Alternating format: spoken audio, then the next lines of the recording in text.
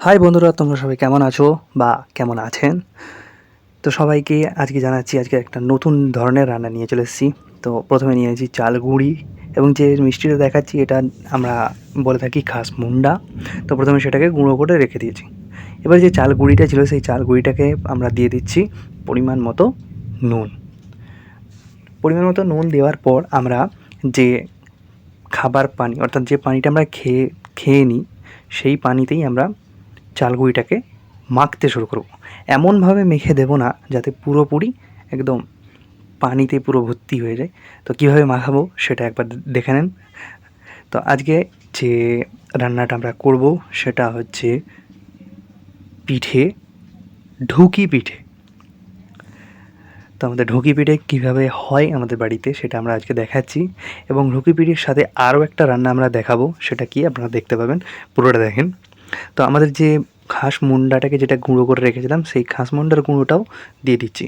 এটা দেওয়ার মেন সবথেকে বড় কারণ যেটা, যদি কোনো অর্থাৎ যদি কেউ বলে যে আমি শুধুই পিঠেটা খেয়ে নেব, তো শুধুই খাওয়া যাবে, কারণ মিষ্টিটা থাকছে, বা গুড় দিয়েও খাওয়া যায়।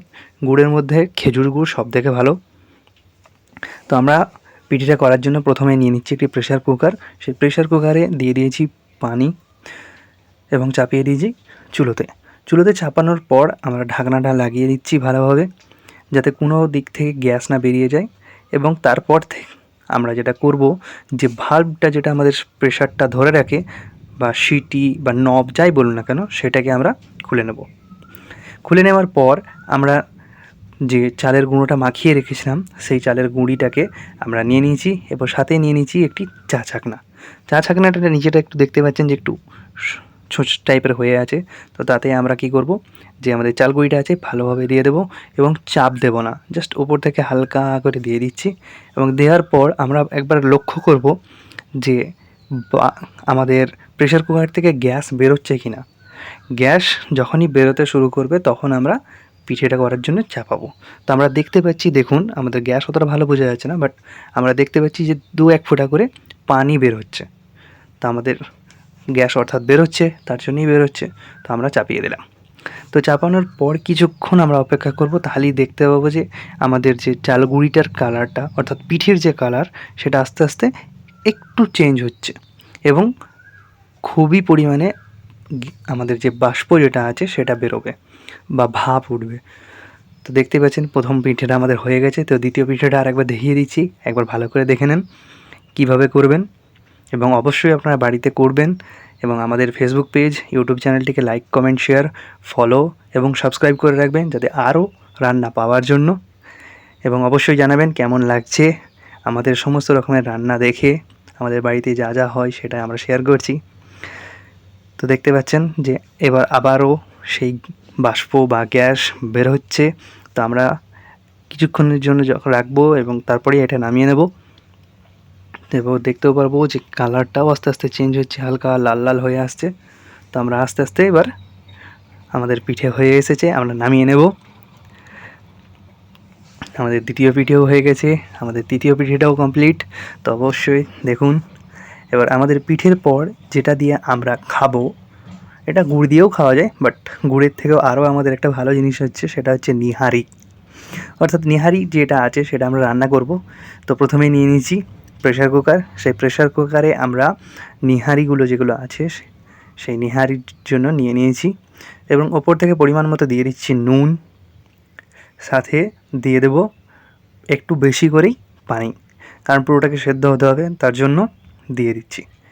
তো পানিটা যখনই আমাদের একটু একদম লেভেল হয়ে আসবে নিহারিগুলোর, তো তখন আমরা অত দূর অবধি পানিটা রাখবো, এবং প্রেসার কুকারের ঢাকনা লাগিয়ে চাপিয়ে দেবো চুলোতে। আর কোনো রকম মশলা এখন দেবো না, মশলা দেবো পরে। তো আমাদের হাতে করে একবার ঠিক করে নিচ্ছি, পুরোটা ঠিক করা হয়ে গেছে। এবারে আমরা দিয়ে দেবো ঢাকনা। তো ঢাকনা দেওয়াও আমাদের কমপ্লিট। এবার চাপিয়ে দেবো প্রেসার কুকার চুলোতে। তো আমাদের কিছুক্ষণ রেখে সেটাকে নামিয়ে নেব। দেখতেই পাচ্ছেন যে কিছুটা সেদ্ধ হয়ে এসেছে। তো এবার উপর থেকে আমরা দিয়ে দিচ্ছি মশলাপাতি।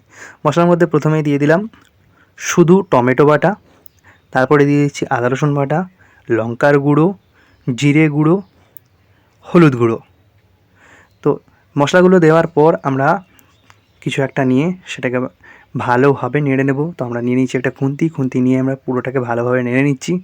নেড়ে নিয়ে যখনই একটু নাড়া হয়ে যাবে তখন আমরা আবারও এটিকে ঢাকনা দিয়ে চাপিয়ে দেবো। তো আমাদের হয়ে গেছে। তো আমরা এবারে এটিকে ঢাকনা লাগিয়ে আবারও চাপিয়ে দিচ্ছি চুলোতে।